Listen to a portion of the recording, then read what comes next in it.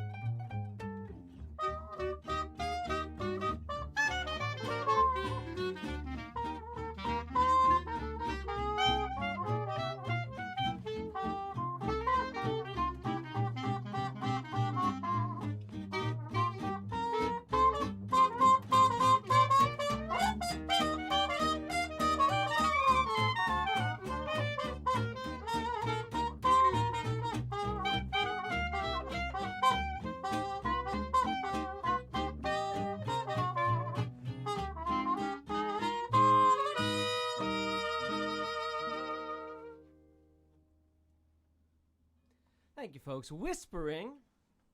Well, that's our first tune in our new studio here. Tell us how the sound is out there, folks, because we recorded and listened to what it sounded like in recording, but it's always tough to tell what it sounds like in live stream. I can see your comments here in Facebook and maybe in YouTube.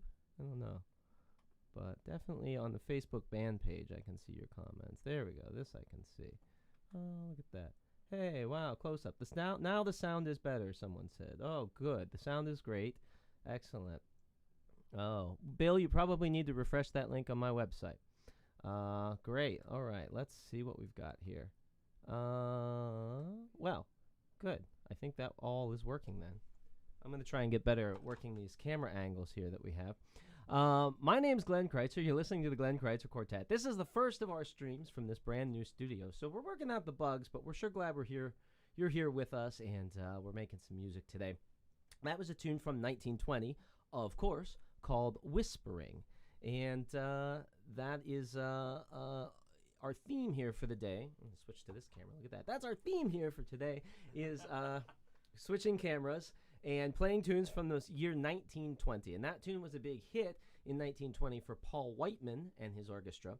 And I should point out that some of these tunes, when we say these were all written in 1920, they were all written in or about 1920, but 1920 was the year where they typically were published, and that's usually how we count these things. In fact, Whispering was written in 1919, and there is a George Gershwin piano roll of him playing Whispering before it was ever published from 1919 toward the end of the year.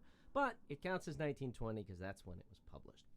So, anyway, say hello out there in the comments. I can see you guys in the comments there, especially on Facebook, and I can switch over to the YouTubes. All right, well, we're going to play something else. Let's see. Oh, someone says it sounds a bit distant. If it sounds a bit distant, turn up your volume. We're going to do a tune here for you now called Lena from Palestina, or otherwise just known as Palestina. Yep. Let's see what camera we're on here. I got to get better at that. 1, 2, 1, 2, 3.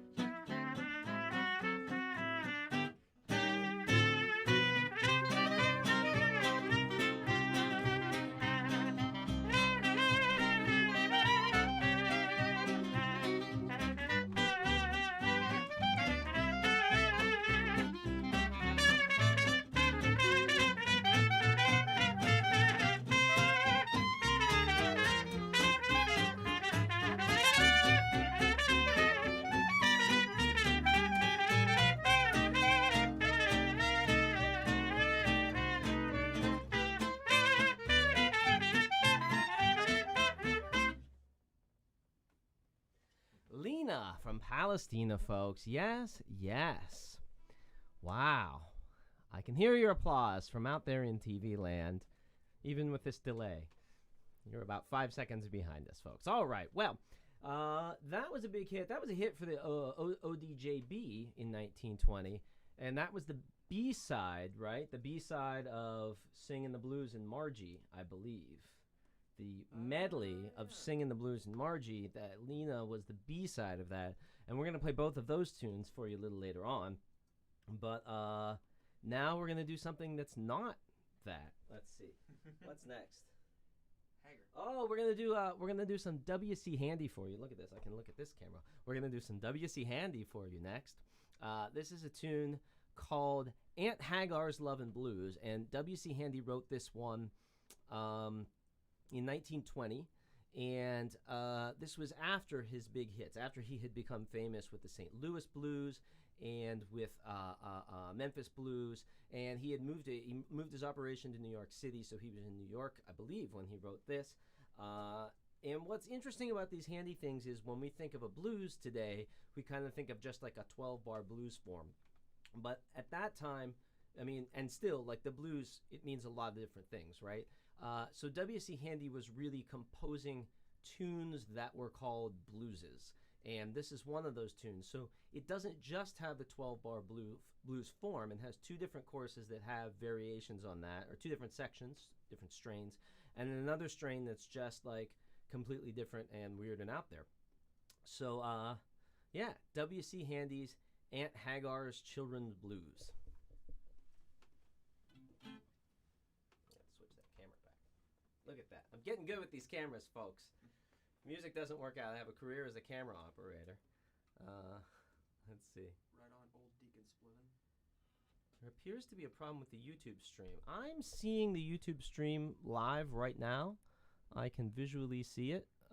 So maybe refresh your page. I'm not sure why you're having trouble with it. But anyway. I don't know why it says stream is offline. Old Deacon Splitting. 1, 2, 1, 2, 3.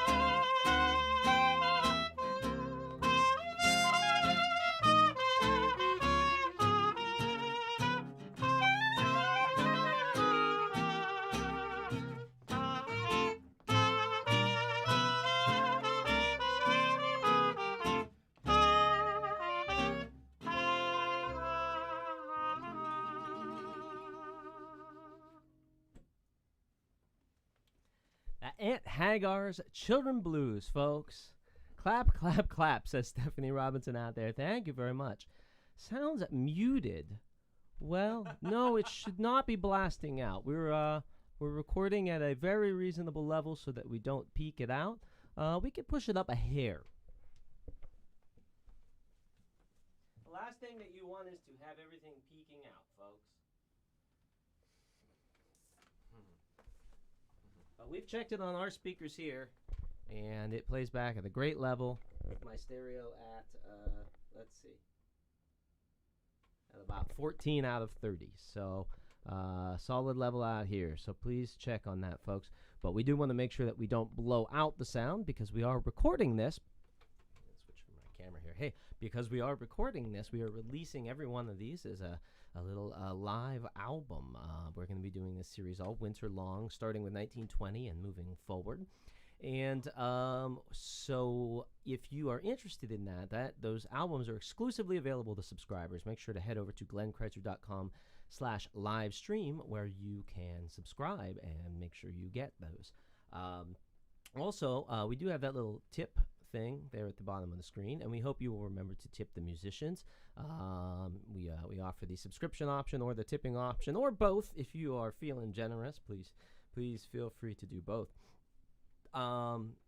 We are going to play another song for you now, and let's see what it's going to be. Oh, we're going to do a nice little tune here called Margie. The verse on top? No verse.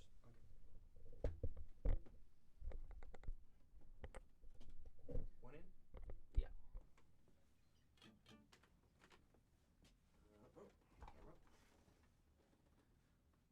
One, two, one.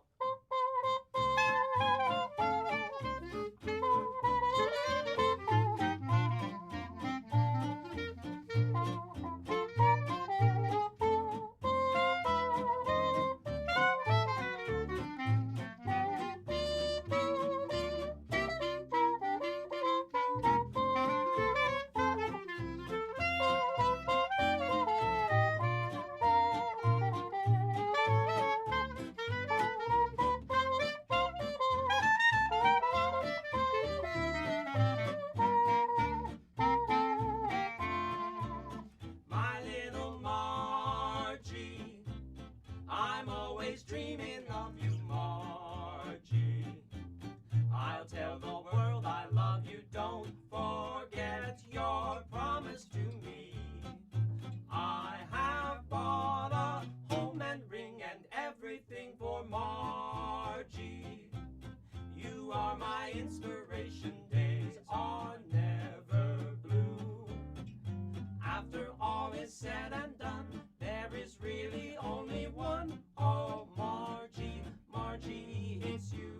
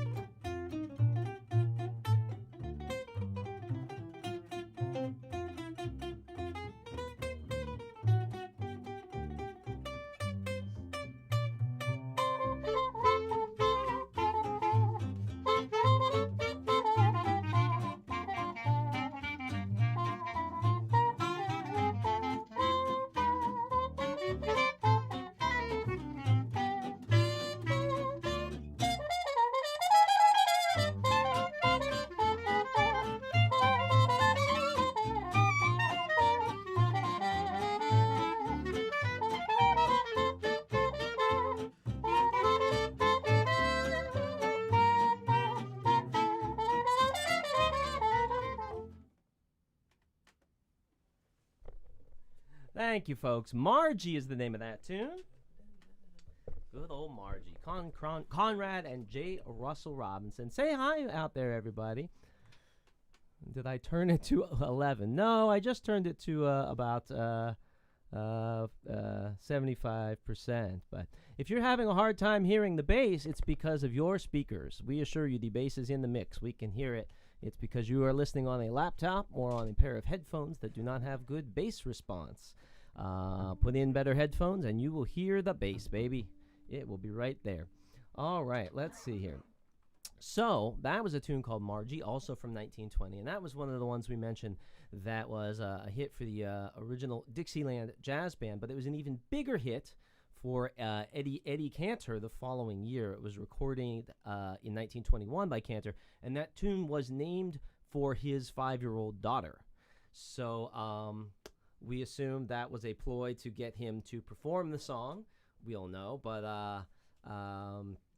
that was a good way to make a song a big hit back in those days, was if you could get a famous vaudeville performer to perform it all over the country and then suddenly knew to record it. Then you could really you could make quite a lot of money with a song back then, which is what they did with Margie. So yeah, Eddie Cantor made the famous recording of that. Let's see what we're going to do next. Oh, hey, we're going to do another song from 1920. How about that?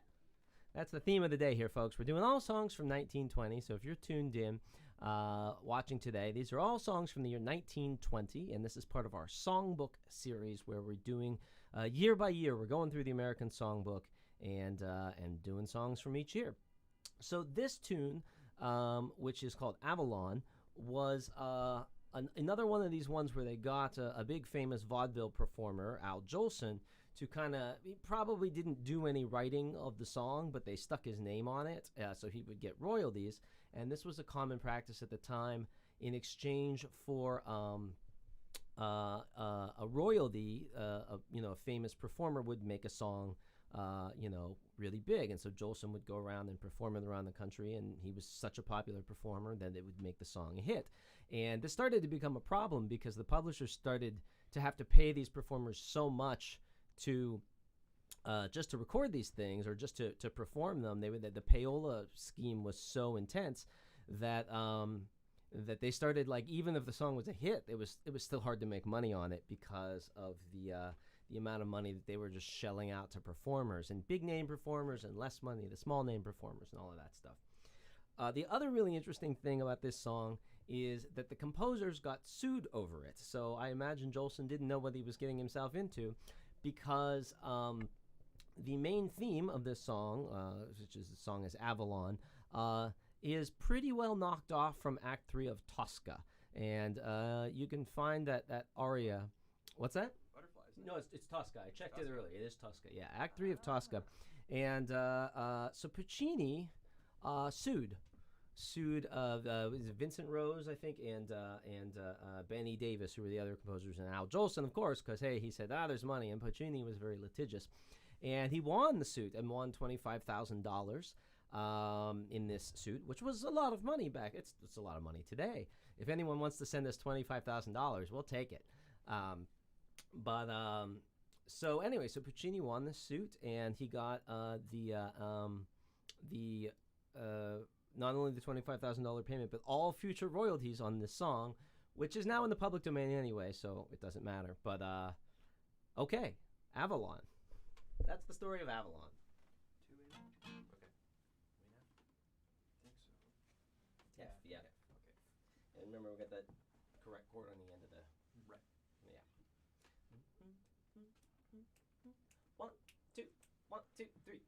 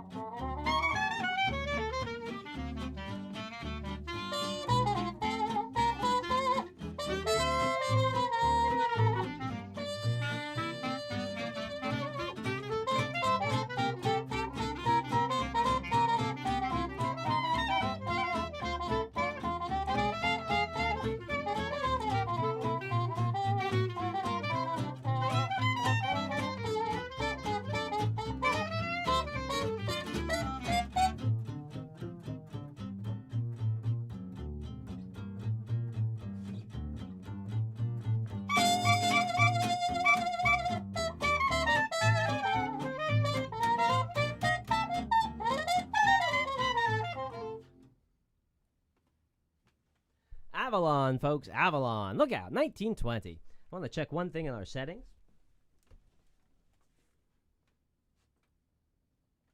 Great. That's good. It's a whole new studio here, folks. We just built this for this, and this is our first day, so we've done some tech things, but, you know, if the tech's not perfect today, you'll have to forgive us. We're getting better at it, and we're getting the good levels here because we're recording, so we want to make sure our recording levels are real nice. And our check 1 2 there it is. Okay. Hey, we're going to be recording all of these sessions that we're doing this winter, so you can learn more about that at glenncrytzer.com/livestream. The recordings are only available to subscribers, so we hope you will go and subscribe to this series to help support it, because it turns out turning your apartment into a live streaming studio is pretty expensive. And also, none of us have any gigs because it's coronavirus time. So this is our gig for the winter, is doing this. So we hope you will go over and subscribe. And also, we do have the tip sign. So if you're not quite ready to subscribe week to week yet, you'll miss out on the recordings. But we do hope you will tip the band and subscribe anyway, and do both. And send us gold jewelry in the mail, and your firstborn child, whatever you got, we'll take it. Maybe don't send the child. That's an expense. That's not a. They do go bad in the mail. That's true. Mike Davis. All right. Well, let's see. So that was a tune called Avalon. Was that what we just played? I don't know. Avalon. Hey, how about that, folks? Let's see. What do we have next? Oh, we're gonna do a lovely Jerome Kern song. This is called "Look for the Silver Lining," and this is from a show that they did in 1919 called Zip something or other. Zip goes the something. I can't remember exactly, but the reason I don't remember is because it was a terrible flop. The whole thing just flopped. It flopped in tryouts. It never even made it to Broadway. But this show but the song "Look for the Silver Lining" was sort of the gem. It was the silver lining of this horrible, horrible show that didn't. I don't know. Maybe it wasn't that horrible, but it didn't make it to Broadway. So the song was then later reused in another Kern show called Sally, and Marilyn Miller had a big hit with it in that show, and that launched the song. And then later it's been performed by many, many people, and there's a great Judy Garland recording of the chorus, and everybody else. So we're going to do this lovely song for you here, that written in 1919, published in 1920, and this is called "Look for the Silver Lining." 3 flats. 1 2 1 2 3.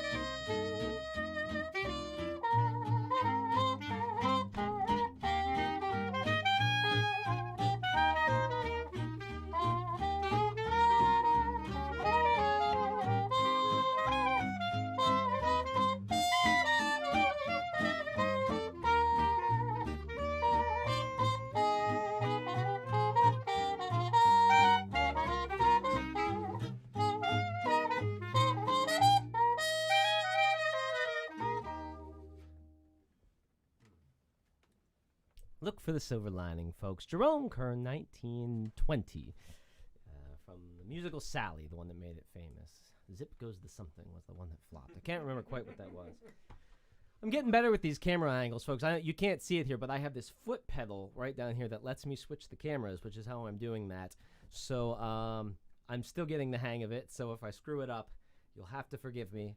I'm trying to focus on playing and doing that at once. But by the time this series is over, I'm going to be so good at it. Let's see what we got next here. We're going to play a nice tune that mostly gets associated with the late 1920s with Bix Beiderbecke. This is have you ever seen that Family Circus cartoon with the big spider back? Mm-hmm. That's a good one. Anyway, so this tune is very frequently associated with Bix. It's called Singin' the Blues, but the tune is actually from 1920 and actually does have a melody, which they only play a little bit of in the Bix recording. And so we're going to play it more like they might have, played it with a melody there in 1920. This is Singin' the Blues. Hey, camera, look at that. How about that, folks? Give me a bar in one. Yeah. Where do you want it? Okay. 1, 2, 1.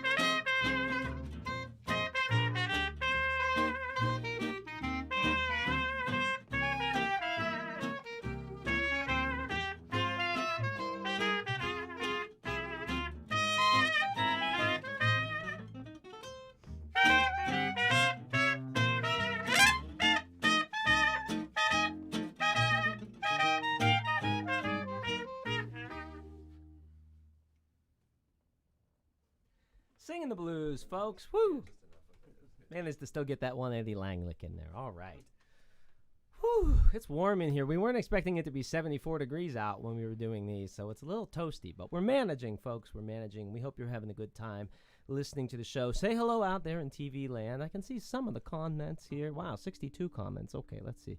Maybe I can't see all the comments. Maybe I have to open this to see all the comments. I don't know. Technology, folks. It's really something. Hey, that's me. I know that guy. I can't see any of the comments. Well, we're working on it. Maybe I can see the YouTube comments. Oh, lots of claps on YouTube. That's good. I like claps. Everybody is clapping on the YouTubes. All right. Well, that's nice. Hey, there's some. Oh, there we go. Sounds great, fellas. All right. Hello out there in TV land. Hello from Zurich and everybody who's in the chat there, who's watching, tuning in. Say where you're from. We'd love to know where you're watching from. We're in New York City, and we're having a lovely warm spell, a little Indian summer here. We're going to play a tune for you next called, this is a lovely song from Albert von Tiltzer called In Apple Blossom Time. Now, you may know this song from the 1940s. It was a big hit for the Andrews Sisters in the 40s, among other folks. And obviously a big hit, I'll see you in Apple Blossom Time, during the war, the soldiers thinking about missing their sweeties and everything like that. Well, the song was written in 1920 by Albert von Tiltzer. Now, Albert von Tiltzer is the guy who wrote Take Me Out to the Ball Game, and that is his probably biggest claim to fame. He also had an older brother named Harry von Tiltzer. And by the way, their last name was not von Tiltzer. They changed it to that because at the time, Germanic-sounding names tended to give a person more weight to their names. So if you had like an Eastern European name, or if you had like a Polish name, or something like that, you'd be inclined to change it to something Germanic and very it made you feel more American, because the Germans, I guess, were here first. So they emigrated first. But of course, that did not work out so well once World War I broke out during the teens. But people like Harry and Albert von Tiltzer and Irving Berlin, who was originally Izzy Balin, it seemed to still work out okay for them. So we're going to play a tune here for you by Albert von Tiltzer, who was the younger brother of Harry, the big publishing guy on Tin Pan Alley. And this is called I'll Be With You in Apple Blossom Time. A nice waltz. Yeah, I'm going to drink water. That's a lot of words. It's a very wordy song. I'm going to have a little cup of the stuff. Well, is it gin? Is it water? Who knows, folks? We'll see how good I sing, and then I'll decide which one it was.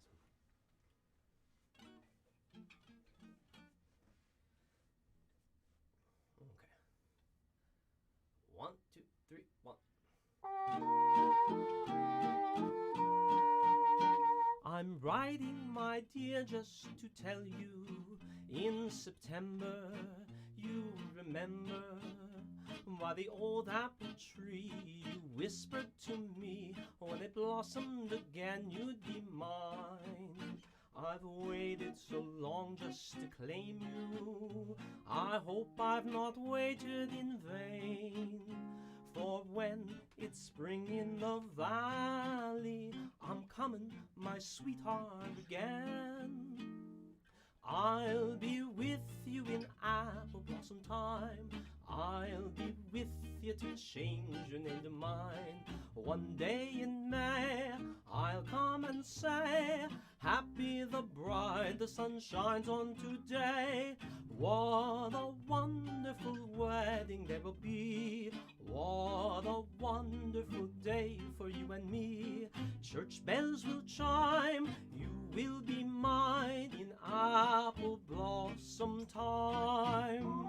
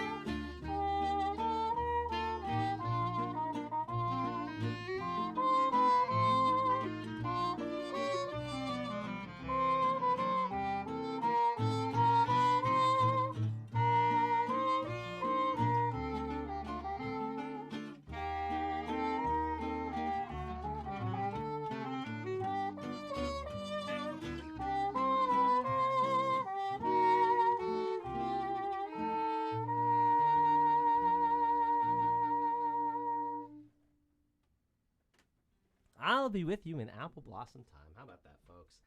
Woo! It's getting toasty in here. We're all a little warm. Apple blossom time. All right, well, let's see what we've got next. We're going to do, speaking of Irving Berlin, we're going to do a nice Irving Berlin song for you. This is another tune from 1920. As we mentioned, we're doing all songs from 1920 here today. And before we do this one, I just do want to remind you, see that little thing down there at the bottom of your screen? Maybe if I go, there it is. It's hip to tip. Look at that, folks.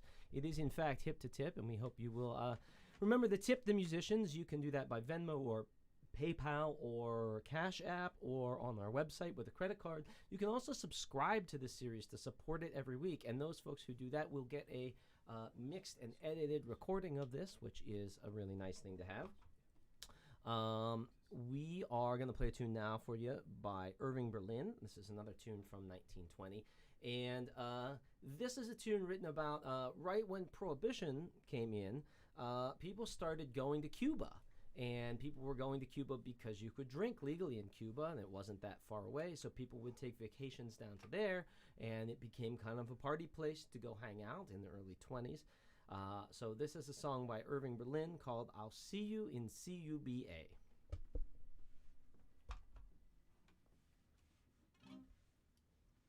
Hold on 1 second. Do you have that tune? Thanks. It's getting warm in here. I'm going to check that.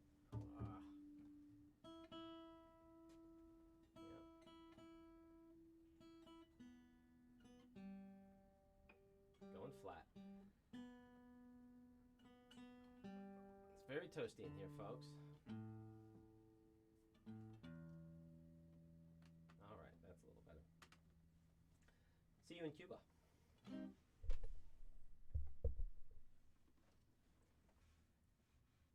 1, 2, 1, 2, 3.